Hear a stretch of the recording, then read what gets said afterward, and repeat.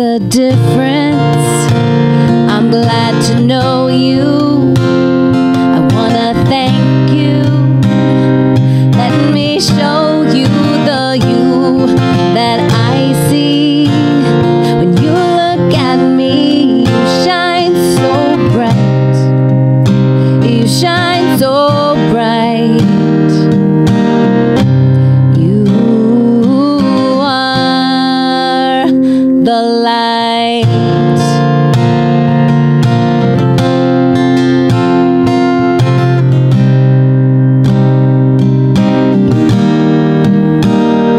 Our expressions, well, they might be different,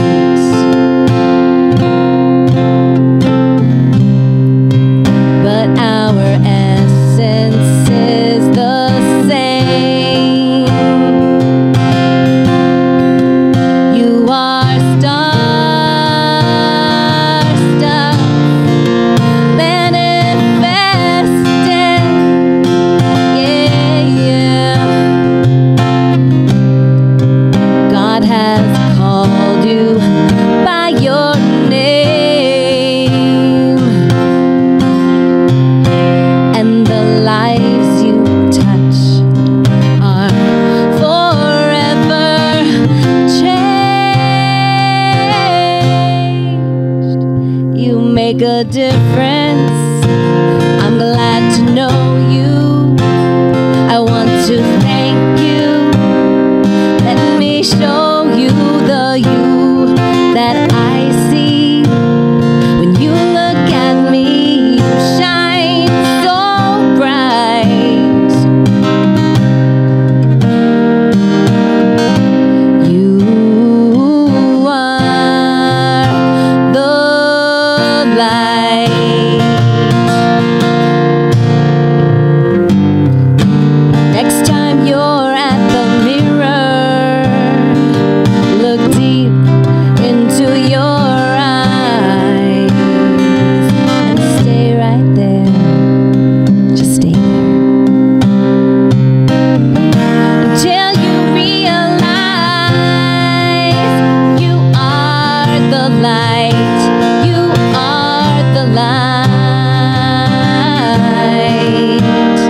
Let me show you the you that I see. When you look at me, you shine so bright. You shine so bright. You are the light. You shine so bright that the darkness shatters, and you live a life that matters.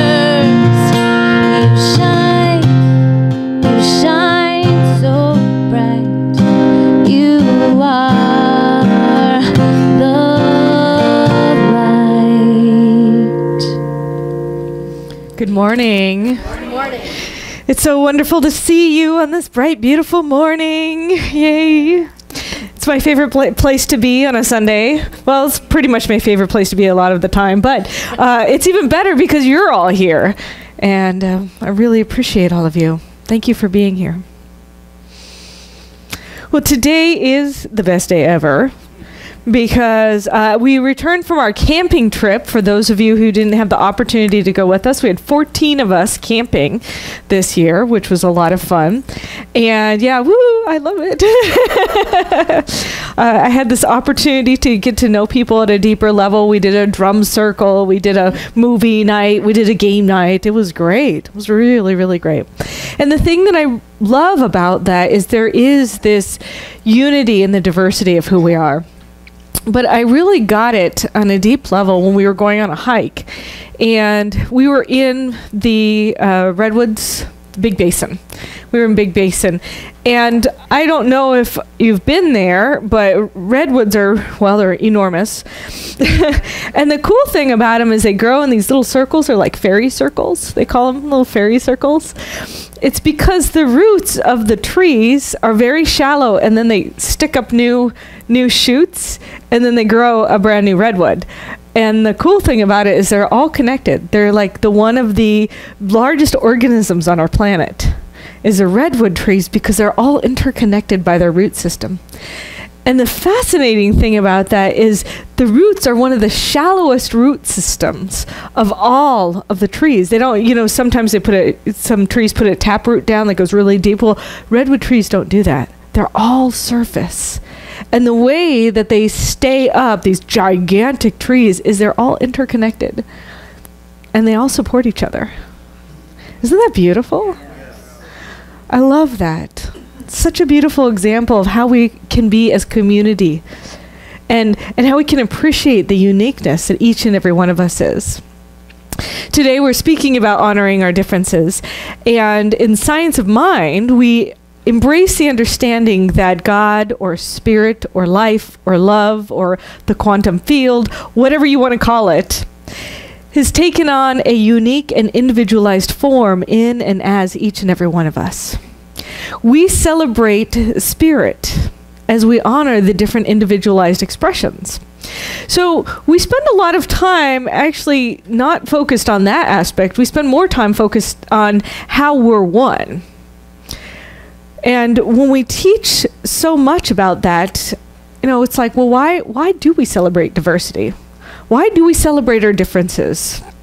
Why do we value at this center Black History Month or Gay Pride Month or Chinese New Year? You know, we're all these different celebrations, and we do. Every year we honor those different activities and celebrations. Well, philosophically in our teaching, it's kind of a new idea, this honoring our differences, because back in the day, there was this belief system that we actually are different. So, like, you're not like me, and so I'm going to stay away from you. I'm going to be afraid of you. And a lot of wars that are on this planet are happening because there's this you and me are not the same. We're completely different. We cannot connect. I don't know who you are, and I'm afraid of you. So that's kind of the basis of a lot of the consciousness that's going on in the planet. Well, then we have this evolutionary thing in time where we realized, oh my God, we're all one. And you talk about quantum physics, you start looking at the universal field, and we realize that we are all one. But then people move from the idea of you're different than me to we're all one, and then people get to the idea that it's I don't see any differences. And instead of, so people might say, oh, I don't see that you're different from me. I don't see color. I don't see your creed. I don't see your nationality. But that is kind of like a not so evolved way of being. So we move from the you're different than me to we're all one, but then there's the ignoring of our differences to the we're all one and we're celebrating our differences. So that's kind of the evolution of spirits. So this is how we evolve. And in this teaching, we're embodying that idea of, yeah, we are all one. And we're celebrating the differences. Ernest Holmes says that unity does not mean uniformity. So because of that, we go ahead and celebrate the multiplicity in the one thing. So what does that really mean? There's God, or the universe, the one thing, the one infinite reality, the thing itself, God, spirit, the universal life. It is the life from which all creation springs. It is everywhere present. It moves at the level of the macrocosm and the microcosm. It is everywhere, from the smallest little quark and atom to the largest galaxy. It is everything in between. And evolution is the impulsion of spirit to experience a greater idea of itself. So we're always evolving. And this universal life has individualized itself in all beings, and it becomes self-aware of its individualization in order to experience the beauty and the diversity of its own beingness. It's really beautiful. When you get into quantum physics, I love this, and I'm sure Kathy's studying this right now, the subject-object split. in quantum physics, there's a subject and there's an object. So for instance, I would be a subject and this chair would be an object. And in quantum physics, you have to have both in order to have either. You can't only have an object or only a subject. You have to be both in order to experience that sense. So God is all that it is, but then it burst forth into this idea of having a feeling tone of separation in order for it to experience the beauty of what it is.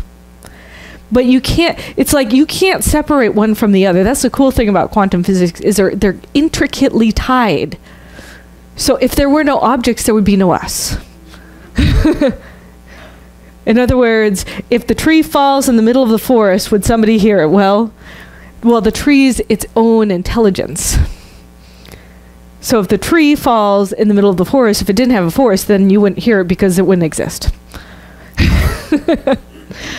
But I love that idea that we're so intricately tied to each other, and we are the divine nature of God. We are God in form, or the divine in form. So I want you to just take a moment and look around this room and appreciate the beauty of these people who are here. Just look into somebody's eyes and just, appreciate. Look how beautiful. Look how different we all are. How amazingly brilliant. So the interesting thing is that we move from realizing that we're not really just human beings having a human experience, but we've heard this idea that we're spiritual beings having a human experience. But I want to take that to another level. And the third level is we're spiritual beings having a spiritual experience. This whole experience is all spiritual. Whatever you do every day, it's all spiritual. Everything. When you're walking, ordinarily, it's spiritual. When you're talking, it's spiritual. When you're putting on your clothes, it's spiritual. And when we awaken to every single experience as being a spiritual experience, then we experience it as a spiritual experience.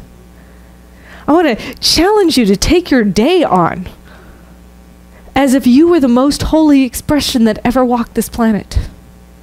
And you bumped in to another most holy expression that ever walked on this planet. It's one of the most beautiful things to experience each other in that way. Did somebody say, I feel like I might have said this talk before, but did I tell you the story about the church or the mission? The monks who were having problems in their spirit, their community was deteriorating. Did I tell that recently? No. Okay, good. I start forgetting things, like you told me last week. Don't tell the same story.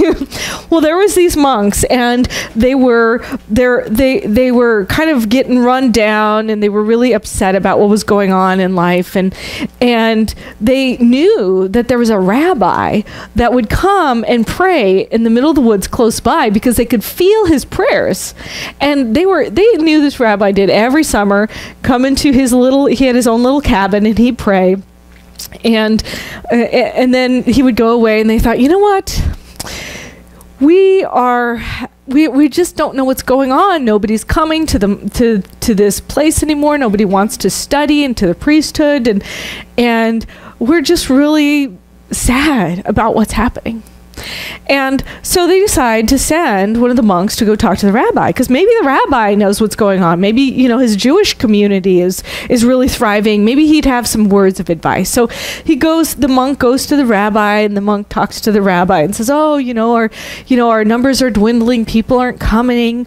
What's going on? And the rabbi says, oh yeah, oy vey, we're having the same things happening with us. It's just, I can't believe what's going on with these communities. And so they sit and they have tea and they talk about it, and it looks like they're all experiencing the same problems. And the monk is like, well, it was nice talking to you, Rabbi. And he closes the door, and then the rabbi just pokes his head out the door, and he says, oh yeah, I forgot to tell you. And the monk says, oh, what? And he says, oh, one of you is the Messiah. And he closes the door. And the monk stands there going, what did he just say? What? So he goes back to his community and he talks to the other monks and he says, they say, oh, what's going on? Did the rabbi have any advice? And he said, no, they're having the same experiences. Their numbers are dwindling. But then he said this really odd thing, just as I was leaving. He said, one of us is the Messiah. And they all looked at each other and they thought, well, it's got to be, Brother Paul, because Brother Paul is so kind and considerate and he's always helping the old and the weary. And so it's probably Brother Paul. And then they thought, oh, maybe it was Brother Mark, because Mark, he's always just this vibrant light in the world and he always inspires us wherever we are. And then they thought, well, what if it's me? Well, if it's me, how would I know if it's me? It could be me. It could be you. And they started treating each other as if they were the Messiah. And things started shifting and changing. And one day they were looking out the window and they saw this little family having a picnic on the grounds. And this young man started talking to them and said, hey, I'm interested in joining. I'd like to see more about what this philosophy is, what this teaching is. And he and his family started learning more about their faith belief. And then more and more people started coming. And then there was this thriving community. And they all realized that they were all the Messiah. They were it. And the way that they knew is because they were treating each other like they were it. They were sacred and holy because of their differences. So you don't know what's really going on. There's something sacred that's happening. So what if you treated yourself like you were the Messiah? What if you treated the people in this room, the children, like they're the Messiah? They're the holy ones, the chosen ones. Because we all are. And we each honor our differences because we each have that spark within us. Ernest Holmes says, mind is individualized, but never individual. And mind is a synonym for God, by the way. This mind, which is universal, will never be any less than universal. It will never be individual, but it will be individualized. This is the great difference. The wave in the ocean will never be a wave by itself. It will be the ocean as a wave. So our being merely a point where the infinite being comes into self-expression and self-experience is like a wave in the ocean. He also goes on to say, each individual, however, is a unique variation in the universe, for no two people are alike. Yet all people are rooted in that which is identical. Every incarnation is part of the infinite number of incarnations, and each one is needed to express an infinite universal reality of individual experiences. So every incarnation is therefore vital and necessary to the whole. Even the people in politics that you don't like. I'm just saying. We're all a part of the totality of the whole. And the thing that people get confused about is that when we start talking about unity, then people equal it to sameness. But that's not it. The unity does not mean sameness. Again, Ernest Holmes said, unity and uniformity are not the same thing. No two blades of grass are alike. What does this mean spiritually, he asks. It means that the incarnated within each and every one of us is not only a divine spark, not only an incarnation of the living spirit of the cosmos, but a unique presentation of the cosmos as a whole. So are we willing to embrace our unique presentation of the cosmic whole? Are we willing to embrace our own uniqueness? Now, I know that sometimes people are, well, I don't fit in, I don't do this, or I'm not like them, or, and really that's your strength. Because you're so special, because you do this differently than everybody else, that's your reason for celebration. Do you actually embrace your own individualized expression? See, maybe Deanna could have said, oh, well, there's a million singers out there, a million singer-songwriters out there. Why would anybody want to listen to me? why would we not want to listen to Deanna? Right? Yeah. Because the way that Deanna sings and the way that her music is so special and so unique that it's a celebration of who we are. Her voice is precious, exactly as it is. Now, how many other of us are thinking, oh, there's how many books out there are there? How many artists out there are there? How many whatever it is that you think you're not good enough because there's so many of them are out there? Well, just think about that. Think about how precious that the world needs you to be giving your gift in its unique expression, to be celebrating the uniqueness of what and who you are. I mean, just think about this. Here's some examples of some original pieces of artwork. So we have Paul Gauguin. This one is called When Will You Marry? When Will You Marry? Right? Beautiful piece of artwork. When Will You Marry? And this artwork sold for $300 million. Yeah. Now let's talk about here. This one, Paul Cézanne. This one sold for $250 million. It's called The Card Players. Card Players, right? Now this one, ooh, Jackson Pollock, called Number 5, 1948. Number 5. Yes, so romantic. Sold for $165 million. And look how different they all are, and how much value we've placed on their individualized expressions. Ernest Holmes says, life has set the stamp of individuality upon you. You are different from any other person who ever lived. You are an individualized center in the consciousness of God. You are an individualized activity in the action of God. So if we're to know God, we must allow it to penetrate deeply into our own nature. For here alone can we find the divine. If we would reveal the divine to our brothers and sisters, expressing their and our own individuality, we must do so by acting God-like. In the Christian church, they used to say, what would Jesus do? Some people say, what would God do? I ask, what would love do in any situation? Because I think that it, for me, is a great barometer of how I can be that in my life, is I could be that expression of love with each and every person I meet. So I want you to go ahead and we're going to do a little experiential activity. So stand up. All right, stand up. All right, all right. So what you're going to do is you're going to raise your hands like this. Now you're going to look up and imagine the infinite universe. The infinite everything, God itself, is there. And now I want you to pull it down and bring it down into your body, into your heart, and into your soul, taking it in. And realize that God has taken form and embodied itself in and through each and every one of us. So that we are a unique variation of the universe. We're like that rainbow of expression. The beauty of flowers. Think about how many flowers are in the world. And each and every one of us is our own unique bloom, there to just be that beauty of God expressed.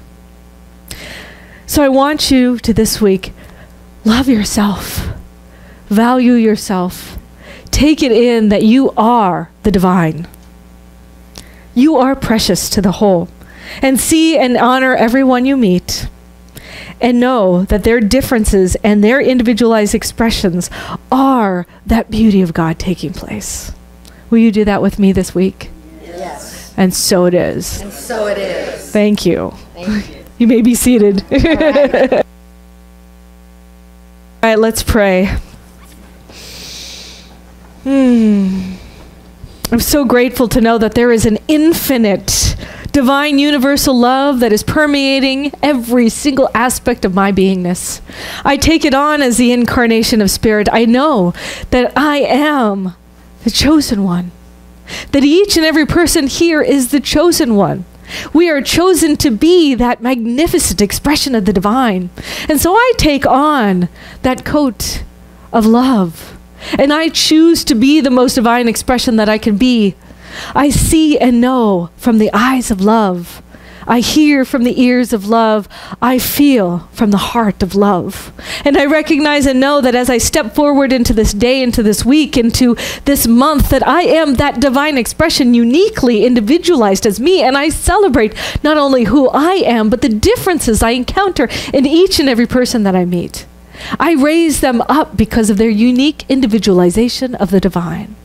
I know and claim that this is why I'm here, to see and celebrate and witness and experience the multiplicity of the universe. And so I choose to experience that with deep and abiding love, seeing and knowing and feeling the breath of life through each and every encounter that I have from this week forward.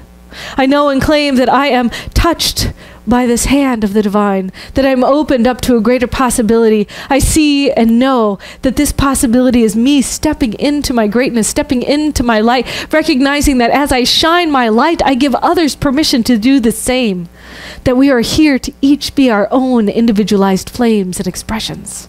And so as I celebrate that truth, I just feel gratitude. I feel gratitude for my body. I feel gratitude for my relationships. I feel gratitude for each and every aspect of my connections, my spiritual center, my spiritual center, my spiritual center. And I know and claim that it continues to expand and grow me in ways that support my divine light. And as I surrender into that possibility, I allow God to take the rest of this day, the rest of this week, and to just celebrate with a rainbow of diversity with me. I love it, I feel it, I embody it, I embrace it, and I release this prayer knowing it's already done, and so it is. So it is. Namaste.